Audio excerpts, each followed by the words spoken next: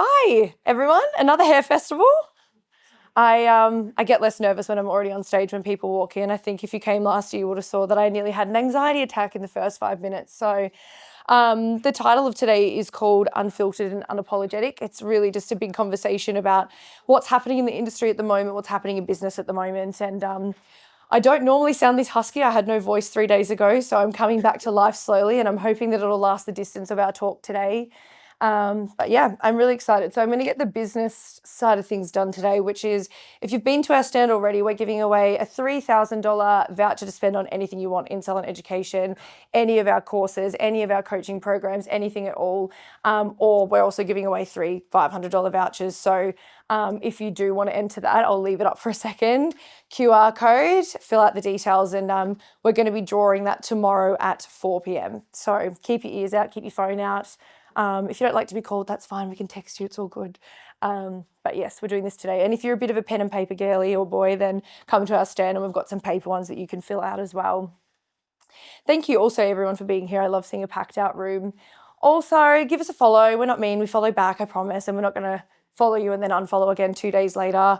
I just like to make sure that, we can connect with everybody and connect with as much people as we can. I would love if you shared any content today. Please tag me. I can't take my own content when I do things like this, so it's always great when you guys can post a reel or post something if you're enjoying it and if you're liking what you're seeing. Not enough of that, hey? So my name is Kate Muir. I'm the founder of Iconic Coaching. In a past life, I had 2 hair and beauty salons, a hairdressing salon and a barbershop. I no longer have any bricks and mortar. And my last 2 businesses, I didn't work on the floor at all. So I had fully managed businesses and fully managed teams, which was amazing. I am a wife. I'm a dog mum. You can see my 2 little nuggets there. I'm an auntie to 4 nephews and 1 outnumbered niece. And most of all, what I do every day is help salon owners and their teams grow their businesses and just become better business owners and become just better at their life and better at their jobs and make their life a bit better. So for the first time ever today, I'm actually inviting somebody up on stage, and she's very nervous as this is her first time on stage. And that is my beautiful coach, Bridget. So if you can give her a bit of encouragement today. It's exciting. It's very exciting, but we've had a bit of a nervous moment and it's exciting. Yes, I'm so scared. But hello, everyone. Yeah. I am Bridget. I've been in the industry for 18 years. And yeah, I started as a school-based apprentice, then was an employee. Then I opened a salon, which I had for 10 years. And yeah, now I've got 2 little girls and I own some gyms with my husband. And obviously I work with Iconic Coaching, which is such a passion. It's amazing. Awesome. So the title of today's talk, sorry, I keep moving the mic. The title of today's talk is called Unfiltered and Unapologetic. And Bridget and I are just going to say it like it is, talk how we want to talk and just share our thoughts on a few things that are going on. Yep. And if I have a moment, forgive me. Yeah. If you've ever done this before, you know how scary it is, but we're getting there. Yeah. So we thought we would base actually our talk today based on the 7 chakras. So if you're a bit of a woo-woo girl or boy or person, you would know a little bit about this, but we're going to do it the Iconic Coaching way.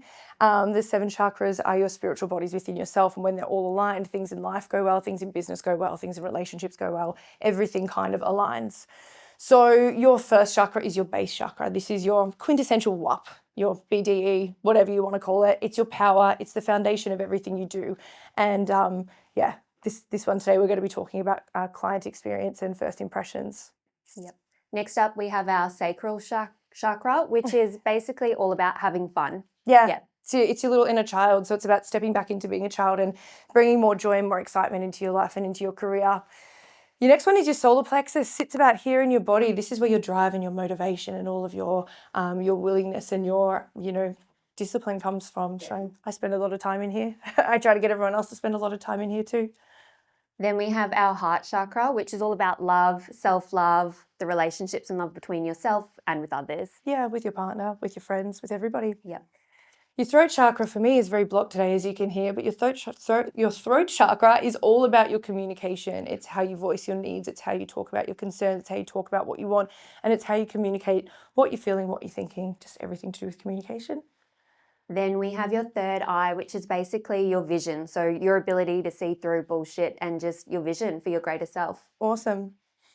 And the final one is our crown. Sits right up on your head. It's your big crown. It's your high priestess. It's your power, and it's your energy that you bring to everything that you do. So we'll expand on those a little bit. And yeah, are you ready? Let's get started. Let's do it. Mhm.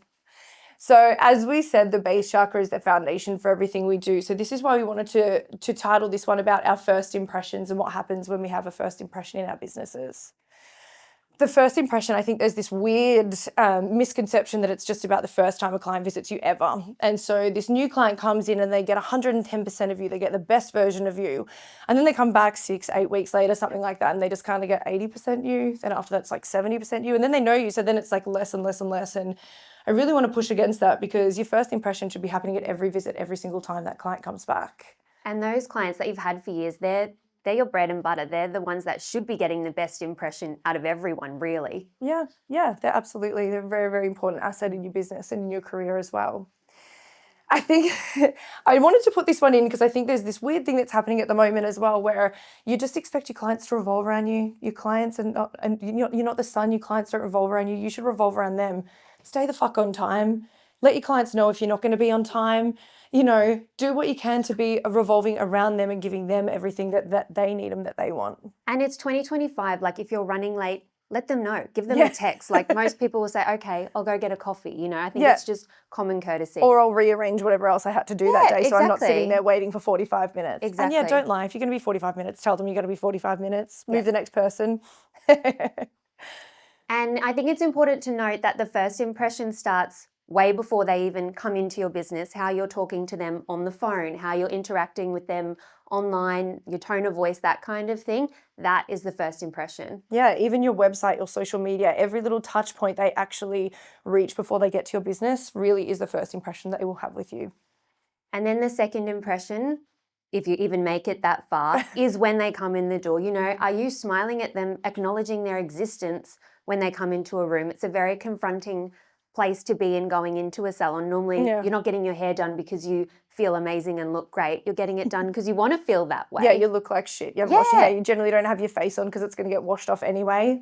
Yes. Exactly. And I think that acknowledgement of people is really important, and lots of salons don't do that. So just a smile, a nod, acknowledge that they exist. I think that is overlooked, but so important. Yeah, I think you're walking into a room full of glamorous people that are about to make you look glamorous, and I think if you're just not getting that warm welcome, it's just wrong. Yep. Awesome. And then the third shot is really the consultation. Are we giving them in-depth consultations that is bringing them on the journey of their hair? It's generally not a one-stop shop, one appointment. Are we, talking about retail and rebooking at every appointment? How are we doing that?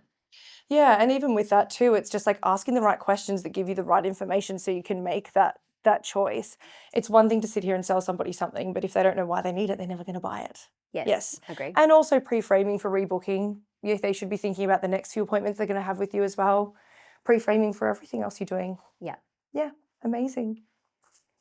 And then we always like to talk about the experience. If you have an amazing experience at a salon and the hair's, it's okay. They will probably come back and give you another chance. If they have an horrible experience and the hair's pretty shit, you've got no chance.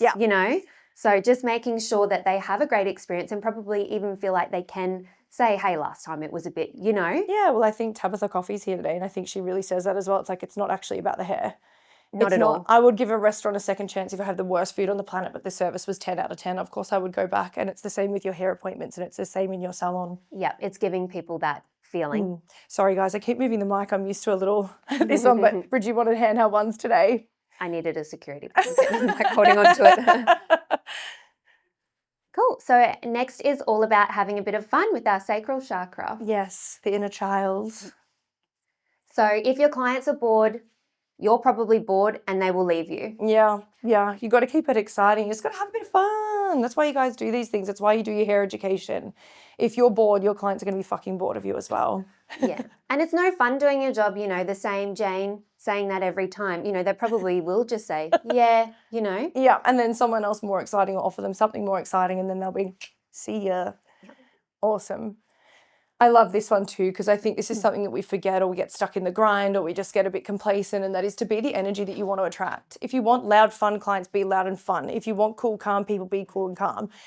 try, never not be yourself, but you've got to try and be the energy that you want to attract. Yeah, and I think if you're not motivated, don't really care, and you're kind of getting grumpy clients that aren't motivated and don't really care, it's time to probably take a look in the mirror. You're vibrating at that level. That's what Yeah. you're calling in. That's what you're attracting, for sure. It's like when you have a week full of just painful people that you just get complaints, or they're just not happy, or they're just something, and you're just like, oh, it's actually me. It's me doing that. I'm putting that energy out there. Cool. And if you're feeling stuck, I think it's really important to change it up. You are not a tree. You don't have to do the same thing day in, day out. You're allowed to change and evolve, and it's up to you. Yeah, you're not rooted into the ground. I loved when you said that to me. You're like, they're not a tree. They're not stuck. Unroot yourself. You'll be fine. And your job should be fun. If you're not having fun in your job, leave. Get a new job. This job should be awesome. It should be fun. We're so lucky to work in such a creative job. It's fucking exhausting and draining and tiring and all the other things too. But if you're not having fun, the other stuff is just And going to make eat you your own alive. fun. If it's not fun, how can you introduce a bit of fun to that? It's such a great industry. It's ever evolving and changing. Make it fun. Totally. So the next one is our solar plexus. And like I said, this one is all about your drive and all about your motivation, all about your get up and go and where you find that from. I love, we talk about this a lot in our coaching circle, and that is if you don't take care of your wellness, you'll have to take care of your sickness. Case in point, did too much, now I got sick. But I think we kind of put this by the wayside a lot of the times. We're obsessed with work, or we get hooked on the money, or we just do whatever we want to do, or we want to go to every social thing. And it's so important that we find that balance in our lives. We really learn to prioritize our wellness always. This job is so physically, emotionally, everything demanding.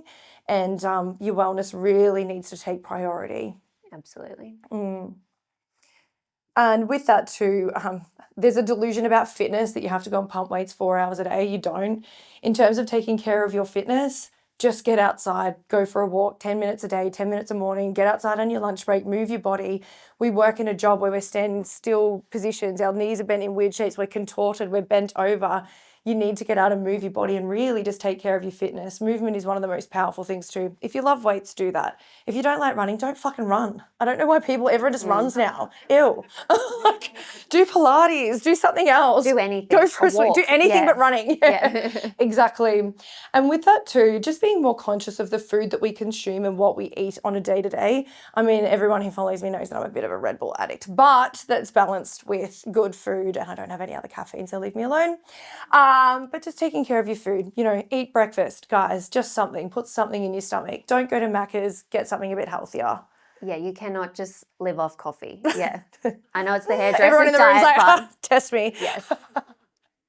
I'm sorry, I just clicked ahead, but also with that, make sure you're having time with your family and your loved ones. Your family doesn't have to mean your mum and dad. Your family can be your friends. Your family can be the people that you choose to have in your life. But spending time with your family and making sure that you actually have quality time with them is really important. And with that too, financial wellness. If you're not financially happy and you're not financially well, financial stress is the most difficult thing to deal with. If you've got bills coming out your eyeballs, if you don't know how to get on top of anything, reach out and get some help. It's so, so important that we feel good in all different areas of our life. And finances is a huge one, And then, of course, have fun. Got to have fun. Yeah, make time for things outside of work that you enjoy doing. Don't be so exhausted that your life is work, Absolutely, Yeah, absolutely. And getting to know yourself on a deeper level. This is something I explored a few years ago.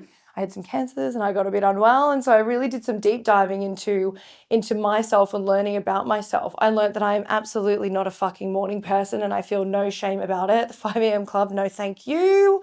I like a slow-paced morning where I get up and I chill with my dogs and I do whatever I need to do. If I'm doing too much first thing in the morning, I'm dead. I'm cactus by 3 p.m. Yeah. I need a slow-paced morning. Other people are morning people. My husband's one of those freaks. Yeah, we're like complete opposite. Yeah. Do not talk to me after like 7 p.m. Yeah, and I'll be emailing you at 5:30. Yeah. But we know that because we've thought about it. I think a lot of people don't take time to think about what actually works for them, which is, it's so simple. But yeah, if you're doing things that you don't like, don't do them. If, do more of the things that you like doing. Yeah, exactly. And I also let my energy's the highest in the afternoon. That's when I train. That's when I go and do my high activity things. I have a slow, relaxed morning, and then I'll do things all afternoon. I prefer working late. Weird, I know. But, stop trying to be everything that everybody else wants you to be, and do what works for you and get to know yourself on a really, really deeper level. And most salons nowadays cater to that. You know, it is a flexible job. So make it work for you if it's possible. Yeah. In saying that, please don't throw work-life balance at me if you're 22 years old, get to work. But I know, do you remember when you had the energy of 10,000 suns? I used to just go out, get up, go to work, do it all again the next night. But no, you know, do spend more time on your wellness, spend more time on getting to know yourself and really, you know, push yourself to do the things that drive you and not the things that drain you. If you spend, you know, most of your time with alcoholics, you'll probably become one. I learned this when I lived in a house full of smokers. I became a smoker. If you spend most of your time around people who are motivated and excited and doing work that they love, and it doesn't have to be all hairdressers, you could work with people who are just passionate about what they do. If you spend time with people who are doing things that you want to do or they're people that you want to be like, that's what you'll become. Your network really does define your net worth. And when it says about your net worth, that's, you know, a metaphor for all things in your life. It doesn't mean that you know, it's all about money. It also defines your happiness. If you're spending all your time with plebs, you'll become a pleb. It's not rocket science. So, you know, you don't have to go cutting off everybody who doesn't fit your brief of what you want to be like, but just be considerate of where you spend more time and where you spend less time and who that's dedicated to. And on that, I think thinking, what would I be in another person's 5 people? What person am I being for all of my friends? Am I lifting them up? Is that somebody I want to be around? Yeah, am I the drainer? Yeah. Don't ask me. Oh, absolutely. And then I always think it's important that motivation comes and goes. It's all about discipline. And sometimes you're going to feel more motivated than others, but we just have to keep going. Yeah, you were not motivated to get on the stage today, but I made you do it. No, sometimes you've got to step in and really choose discipline over motivation. You've got to choose to do the things that you don't like. Like I said, no one likes running, no one likes training, but we have to do it. Some people do, but yeah. Just as an example, sometimes you have to do the short haircut, okay? It happens. Then our heart chakra, which is love, passion, learning, all things the heart. Yeah, all about your love. Yeah. So evolve or revolve. Yeah, this is something I also like to say. We get a lot of my colloquialisms in here, but if you're not evolving and you're not growing and you're not doing anything, you're just spinning. You're just staying in the same spot wherever you are on the floor, in the air, whatever. You know, it's really important, and you guys know this because you're all here and you're learning and you're growing and you are evolving, that you are always fueling yourself with something new and you are always learning something new. This is an ever-evolving, ever-changing, ever-growing industry, and if you don't evolve, you'll get left behind. Plain and simply. We've all seen them. We all know the salons that get left behind, right? You walk past and you're like, wow, didn't leave the 80s, did they? Yeah. You don't want to be one of them. And education isn't just limited to hair. There are so many things that we can be educating ourselves in these days and igniting our passions in all kinds of things, whether that's business, hair, you know, a hobby that you like to have. Yeah, even something creative that's not even, you know, it's not going to get you any financial gain or anything like that. It's just something you enjoy. Getting out and actually learning something different, learning about finances, learning about business, learning about sales, learning about all sorts of aspects of your job. I think we do get hell-bent on doing so much hair that often all the other stuff goes by the wayside. Yeah, it's not all just about blondes and balayages. We've done that, you know. Yeah. There's other things, yeah. Absolutely. And I think finding your own opportunities is important. It's not just on the bosses to provide you with opportunities. It goes both ways. It's a two-way street. So putting yourself out there, what would you like to learn more about and how can you do that? Oh my God. And like anyone who's, you know, 35 plus in the room would know this too. There was nothing fun, exciting on YouTube. There was nothing that was free. There was nothing really even accessible online. We didn't even have social media. You know, if we wanted to go and seek our own learning opportunities previously, it meant I had to drive all the way from Geelong to Goldwell in Melbourne to go and learn something, or I had to go and, you know, do this massive thing that was expensive and time consuming and took time out of my day. Now, oh my God, you can do it with a wine in your pajamas at night watching something on the internet, you know? It's amazing. And if you have to put your hand in your own pocket, at the end of the day, it's only going to benefit you. Of course, you know, it goes both ways, but it's not all on one person. It's up to you to take responsibility for your education. Yeah, feed yourself and to claim it back. You'll pay tax. It is what it is. Oh, and I guess the antonym to what I said before is your clients are the sun and you do need to revolve around them. And while we did say that education is not just limited to hair, obviously we need to be bringing new and exciting things to them. And that goes outside of techniques. It goes about bringing new client experience, new energy, new things to them too. So you always want to make sure that everything you do is with a really client-centric focus. And the other thing probably to note on that, I don't think we have actually written this on another slide, is when you are client focused and when you are client centric and when you are asking them the right questions and doing the right things, the money will come with that. You don't have to do it with effort. It's not about sell, sell, sell, sell, sell. It's about client, client, client, client, client. Yeah. Absolutely. Oh, my throat chakra, my poor little sore throat. So this one's all about communication. I know I sound so gross. I'm sorry, guys. So following on actually perfectly from that is our client conversations. We can get stuck in there. Oh, Bridget, same as last time. Ugh, it's like nails on a chalkboard. I hate, hate, hate, hate, hate, hate. Why aren't you saying to them, hey, I've been really slack. I haven't been doing a proper consultation. Can I ask you a few more questions today? We live in one of the most harsh environments in the world where weather changes, hair changes, skin changes, what we wear changes, how much time we spend in the heat or in the sun, everything changes. Why aren't we asking those deeper conversations and actually talking more and spending more time communicating with our clients? And with that, stop using fucking technical terminology. They have no idea what you're yapping on about. Try and describe it in a way that they understand. And even making them feel special. If you've had a client for years that you haven't done something different, it's like, oh, Mary, I was thinking about you this month and I would love to put some foils in your hair. Yeah, you totally thought about it 5 minutes ago, but they don't know that. Yeah, exactly. Making them feel special and communicating that with them. Yeah. I was telling the girls a story last night about one of my staff many years ago, and she was new. She'd been with me a week, and you know what it's like, new job, new nervous energy. You're getting to know all the clients for the first time. And she had a new client come in who had hair probably my length, quite thick, gorgeous. And she goes, I just want my hair spiky. And I'm like, I swear I broke my neck turning around being like, what the fuck? She's going to cut her hair off. This is going to be so cool. And in that client's mind, what she was trying to describe was actually she wanted a flicky blow wave, okay? But she called it spiky. So when we say try and like learn the terminology that your clients use and try and speak in terms that they understand and they know, please think about that, because she could have ended up with a pixie cut. And I don't think that would have been pretty for everybody. And even breaking it down, sometimes when I've asked clients if, do you like it warm? They're like, what does that mean? And to us, you're like, what do you think it means? Like warm. But they literally have no idea. So pictures, everyone's got a phone. Show them a picture. Absolutely. Yeah. Always using references that they understand for sure. Because communication isn't just words. You can communicate through pictures and that kind of thing as well. Yeah, totally. Absolutely. The other thing we want to talk about is the employee-employer relationship. And I know there's a lot of you in here that work on your own, which is great. Just ignore this one or maybe communicate with yourself better. I don't know. But in terms of this, like if you're an employer in the room and you're not having regular appraisals and regular reviews with your staff and giving them an opportunity to have their voice heard, it's time to change that.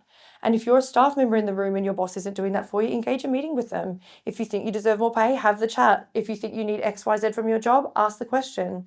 We've really got to open up those communication lines. And there's so many employers that we speak to that are just like, oh my God, no, I've never had a review with them and I've employed them for 6 years. And I'm like, yeah, one-on-ones are like one of the biggest things too that fall by the wayside. As soon as the salon gets busy, they throw it out the door, but it needs to stay booked in. Or they get moved for a haircut or moved for some foils or moved for something else. Yeah. And how do you think that makes the staff member feel like you're literally not important? Well, and on that too, if you have them all the time, your staff members don't get nervous going into meetings. Bridget shoots herself every time I put her in a meeting, but she knows it's never bad, but she still gets really nervous anyway. But if we don't have them regularly, they get really like, oh my God, what is happening? Yeah, and then I feel like the staff get used to having feedback. If my staff were having a one-on-one every week, 9 times out of 10 it was good stuff, but on the 10th time they weren't like, oh shit, they were just like, okay, well, what's happening this week? And you can give them feedback more freely as well, and then they can give you feedback freely as well. Exactly what I was about to say. It's a good opportunity for employers to get feedback back to, feedback about management, feedback about how the salons run, feedback about what's going on, feedback about, what the training's like or what these things are like, everything. Because as much as they get scared when you say, let's have a meeting, there is literally nothing worse than they say, can I have a meeting with you? And you just die a little bit inside. And it's always on a Friday afternoon. Yeah, You're not tomorrow back until Tuesday. or next week. And you're like, oh God, tell me right now. Exactly. I can just imagine you absolutely fluttering. I can picture you anytime your staff member's like, no, I just wanted to ask for holidays, but you're like, ah. Yeah, they've moved overseas. Exactly. Something else that I feel is like, I really want to lean on this because I feel this has been coming up a lot with our clients, and even, our clients are business owners, just for context there. They're not hair clients, obviously, but, it's like, fuck me. Talk to someone before it becomes a problem. Or if there is a problem, just go, hey, you did that and it really upset me. Can we talk about it? You don't need to go telling 16 other people in the team and then that person feels isolated and like a piece of shit about it. If there's a drama, just talk about it. And doing it in a kind way. Confrontation doesn't have to be a bad thing. Nobody likes confrontation, but it doesn't have to be a negative experience. No. You're just confronting the issue. You're not necessarily confronting the person, if that makes sense. 100%. And even with that too, like positive reinforcement, like obviously don't go in just complimenting everyone, because then it's just like, oh, she always does this. Like, it's not even true. But like, if somebody does a great job, if you have, seeing a great haircut or something, say it in front of the client. If you see somebody doing something amazing, or they look great today, or they're doing something, say something. We need to inject more positivity into our workplaces, I think. Yeah, and on that, I always like to say, start how you want to finish. Say it straight away. If something annoys you, or you think, oh, maybe, don't leave it and build that resentment, because then they're like, what in the hell is going on? Yeah, 100%. And it's just festered, and then it's this big, fat, explosive thing that does become a scary bit of a confrontation. Because you actually have to get used to communicating, because everyone is so used to not communicating and not saying anything. So it's kind of using that muscle of communicating all the time. 100%. And have team meetings, guys. Everyone needs to communicate together as well. There's obviously things that need to be communicated in smaller groups or one-to-one, but team meetings are so important when you've got 3+ people. On a note on that, if you have an issue with one person, I think it's really important to have a one-on-one with that person. We're not having team meetings saying, some people do this, when it's literally one person. Yes. And that person never thinks it's them. So let's put on our big girl pants. They're like, oh, who? That's not me. And you're like... Exactly. Yes, good point. Oh, that's funny. And then our self-talk. So how are we talking to ourselves? You can't live a positive life with a negative mind. Yeah, if you guys haven't done any work on it, you should really look up nonviolent communication. Simone in the back's qualified in it. I've done it as well. And it's really, really interesting to understand like the language of how we actually speak to ourselves and what we say to ourselves on a day-to-day basis. And if we've got something we need to work on, try to affirm it, try to build that into how you actually, your internal dialogue, or your inner person, one of my personalities, whichever one shows up today. Yeah. Anything else on that? No, I don't. No. Then our third eye is vision and purpose. So yeah, lives up here. Yeah, and your ability to see through bullshit, really. Your vision for your greater self. She gets a bit nervous about swearing. It sounds like my nana saying, she's like, bullshit. It's just very loud saying it on the microphone. When you can hear your voice back to you, it's great. Awesome. So basically, you have to have a vision. Where is your life going? If you don't have a vision, do you want to be the passenger or the driver? Where is the destination, and how are you going to get there? Yeah, and I think it's something with that too is, and we speak about this a lot, is I don't know if you guys have ever heard of toward or away from motivation, and anyone who's done one of my retreats will be like, oh my God, she pinpoints us and makes us do horrible things with that. Tamara's cringing over there. But when you've got a toward motivation, it means you're working towards something. I'm going towards getting that salon. I'm going towards going that on that holiday. I'm going to go get a new car. And you're always like thinking about that, and that's your driver in the back of your mind. When you've got an away from motivation and you're trying to get away from something, get away from the family, get away from the bad salon, get away from the bad client, that's all you think about, and that's all you manifest is what you don't want. So always be thinking about your toward motivation and where you're actually going, and what your actual vision is. And then all day you're spending just putting out fires, spot fires really, trying to keep going. And I think it kind of links in with the motivation. If you have that greater vision, you're going to be more motivated on the days that you really can't be bothered. 100%. And if anyone in the room is dating, I'm married now, and thank God I don't ever have to date again. But it's like when you're like, don't want to date a narcissist, don't want to date a crazy person, and then everyone that you date's a narcissist or a crazy person, and you're like, fuck, I'm doing this to myself. Absolutely. Do you want to do this one? You want me to do this one? You can do this one. Me? Yeah. So with that too, reverse engineer your goals. So let's say you have a goal of saving $10,000. Okay, when you think about that, you're like, fuck, 10 grand's a lot. I don't know if I can do that on my wage. But then when you break it down, you're like, oh, actually, it's only $200 a week. How can I make $200 a week? Can I cut down my expenses and create a little bit more freedom in the money that I already have? Can I sell a few more retail products? Can I see a few more clients? Can I rebook more clients? What are the incentives I have in place? Can I talk to my boss about a potential raise? And all of a sudden it doesn't come that bad. And then if you're working 5 days a week, $200 becomes, what's that, $40 a day? Doing maths in my head on stage, smart. $40 a day, easy peasy peasy. So sometimes if we have this really big vision of the $5 million beach house or the Maserati or just fucking whatever, the European holiday for 6 months, it can seem really overwhelming and massive and obtuse, but when we chunk it down into those little chunks, all of a sudden it becomes this really achievable thing that we can do, with our eyes closed, or a few small tweaks. And there's people that have done that before you, like Kate and I, no offense, we're not geniuses, but we've run really... Speak for you. No. We've had great salons. Like if somebody's done something, you can do it too. Like why? You're not that special that you can't achieve what you put your mind to. Totally. I think that's a big thing too for any of the salon owners in the room. I bought a salon that was turning over $180,000 and in 6 years I had it turning over $3.3 million with 27 staff, I think. Sold it for over $500,000, just a girl from Geelong who left school 14. Yeah. Don't ever think anything's too big for you. And without direction, you're basically just going to float without a clear timeline and goal. Yeah. Back to the spinning, back to the drifting, just being like, I don't know what I'm doing. I'm just going to work and doing the thing and leaving again and it's boring and nothing's moving forward. It's because you need to go back and, refine that vision. And then making decisions based if they align with your greater goal and your vision. Are the things that you're doing going to help you get to that goal or vision? What is your ideal life and are the things you're doing going to get you there? Yeah. Is rotting on the couch going to get you closer to the goal today? Or should you just get up and go for the walk and maybe reach out to a few leads? Should I do the post on social media that's taken me 4 days to do that'll take me about 3 minutes? And small steps is better than no steps. Yep. Same as, done is better than perfect. I know all these sayings, but they're true. Cliche sayings, but so true. Yeah. So relevant. And lastly, I guess, really same as all of those, it is going to be uncomfortable when you're growing. If you're comfortable, you're probably staying in the exact same place. Yeah, Bridget's so uncomfortable right now, but I'm making her do it because it's good for her growth. Okay? I think that's something that's really important to adopt in any way that you can. Doing really scary things in safe environments that help us to push outside that bubble or that glass ceiling that we all are stuck in will help you to grow as a person. And again, it doesn't have to be a hair thing. You could push someone and do something exciting with your hair. If you're not a creative colorist, maybe you want to do some of that. If you're not a full head bleacher, maybe you want to try and learn something of that. That can be really uncomfortable, but you can do it in a safe way that makes it, exciting and growth focused. Yeah. And we're hairdressers. We're not brain surgeons. We're not going to kill anybody. It's all about just trying. For sure. Yeah. For sure. And I think this was one of my points too, just on this too.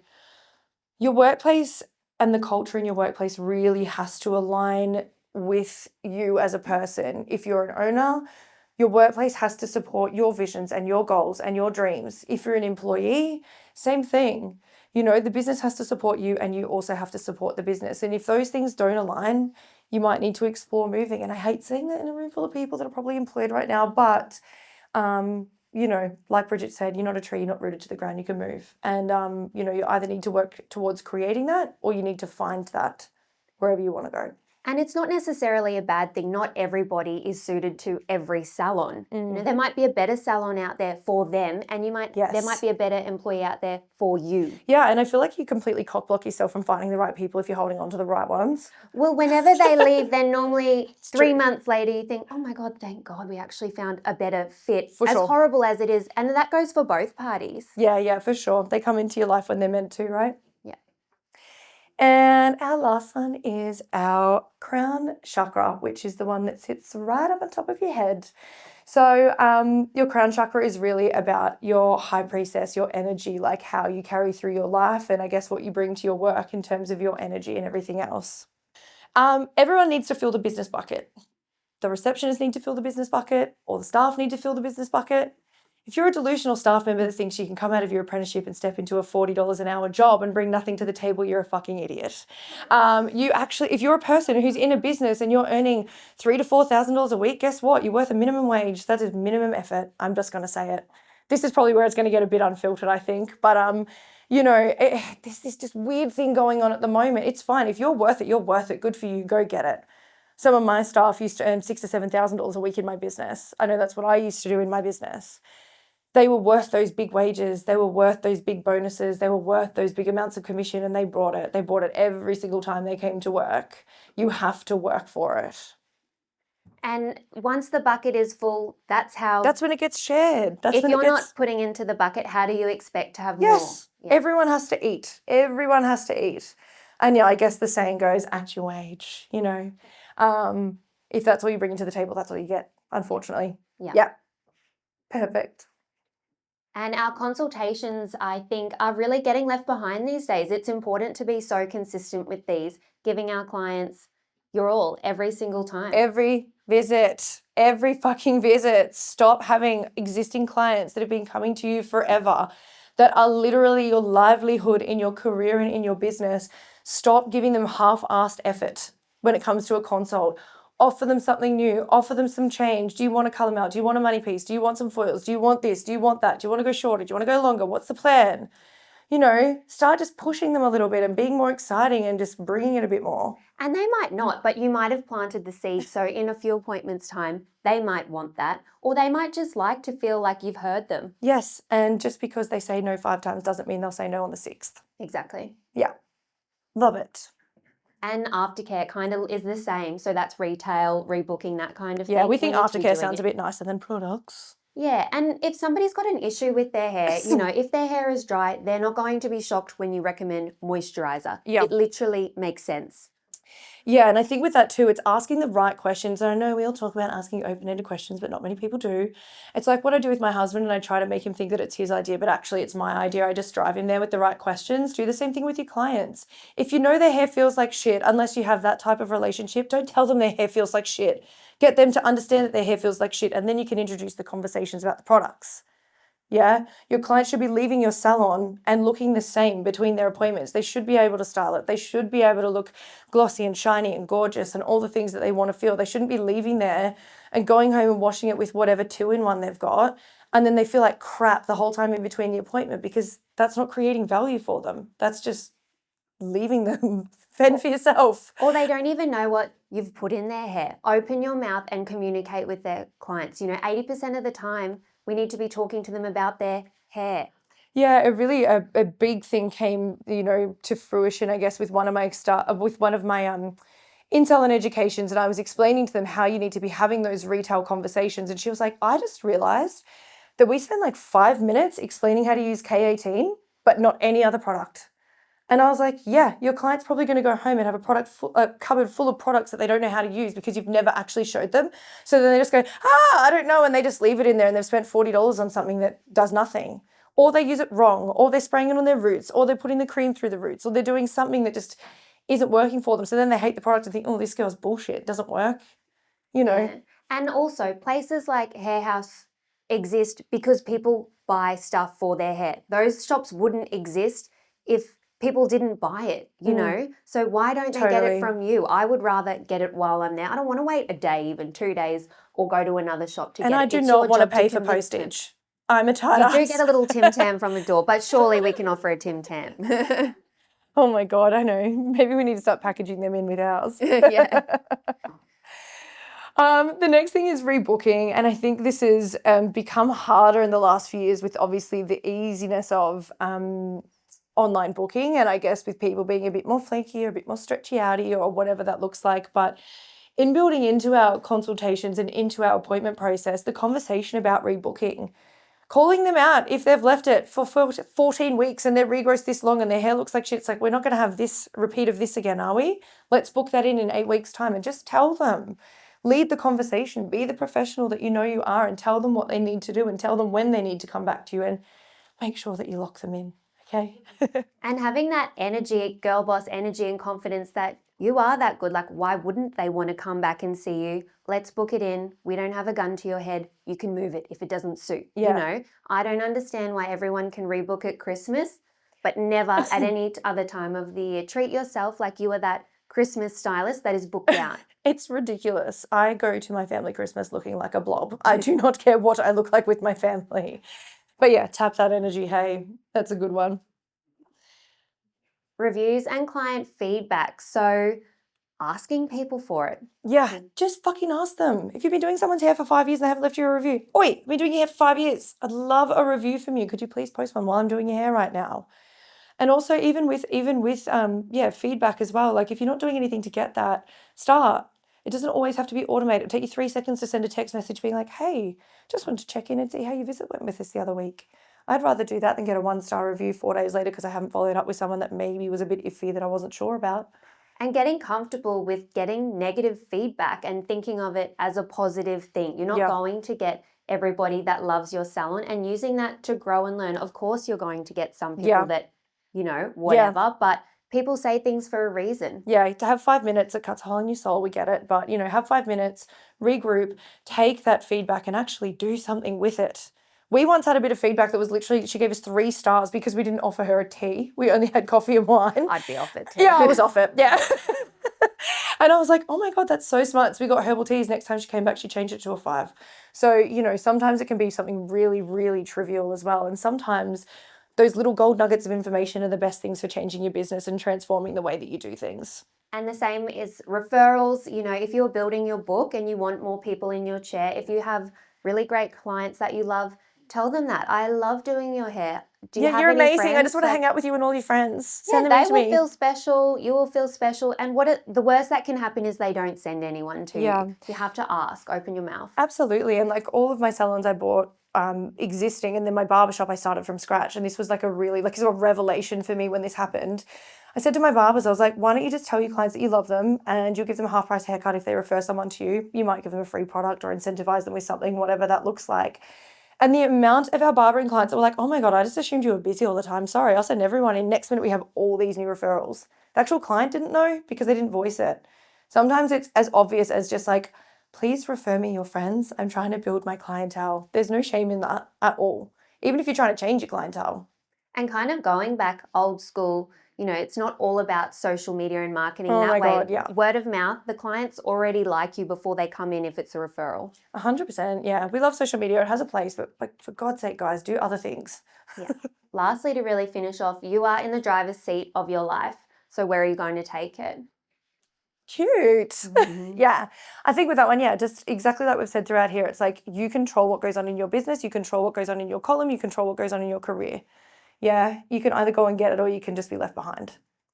Yeah. I love that. Come and see us at our stand. We're really nice, I promise. We're in the business section. There's like a section along the side there with all these little black stands. Ours is covered in disco balls and pink shit. It's amazing. But please come and see us. We're having a really awesome sale. I'm not going to sit here and sell you all day.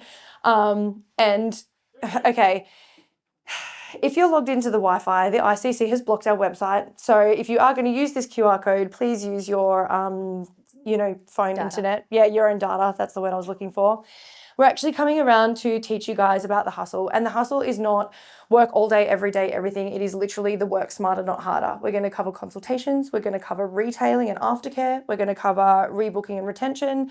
And we're going to cover, the winner's mindset and how you can make sure that you win every day and what to do when you get some objections and things like that too.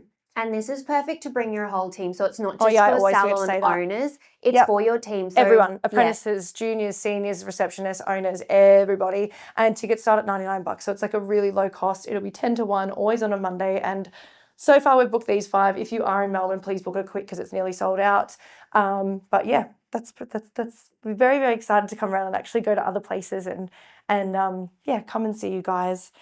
And last but not least, we do actually have 50% off our coaching and our courses and everything for this weekend right up until Sunday. So if you do want to come and see us, You can also win your money back. So if you do buy something this weekend and you do end up winning one of our prizes, we'll happily refund you back. So anyways, that was it. I think that's we punched through that today. I know, we're a bit too quick. Sorry, guys. Thanks so much for coming, Thank you, guys. We really, everyone. really appreciate it. Amazing.